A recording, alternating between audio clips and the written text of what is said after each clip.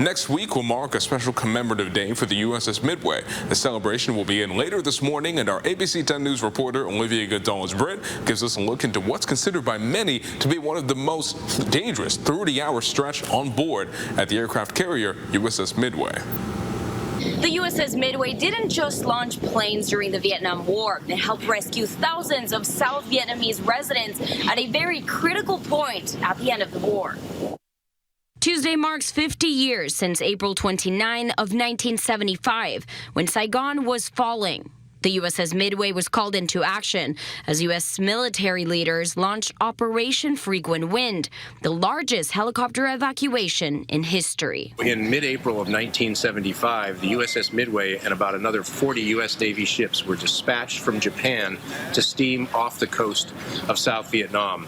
And on the 29th of April and the 30th of April, the USS Midway actually rescued more than 3,000 South Vietnamese refugees that were flown to the ship via helicopter. In just 30 hours, the Midway's flight deck, once built for war, became a refuge for thousands desperate to escape the advancing North Vietnamese forces. Even in all the chaos of hundreds of helicopters coming out to the ship, not one life was lost.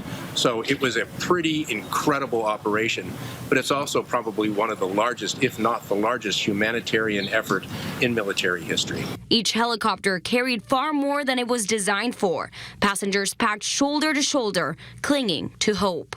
These were helicopters that were rated to maybe carry about 10 people or so, maybe, and there would be 20 or 30 people being flown out inside of these Huey helicopters. Today, Navy veteran and USS Midway Museum Marketing Director David Kuhn says the sacrifice and resilience of that moment still echoes across the ship. Earlier, it was something that was very difficult. Many of the South Vietnamese citizens left the country with nothing more than the shirts on their back. So they came to the United States. It was a different culture, different language, different food, and they had to start their lives from scratch. This morning, more than 3,000 people, about the same number rescued in 1975, will gather atop the USS Midway Museum to honor the bravery, sacrifice, and the human spirit that took flight here half a century ago.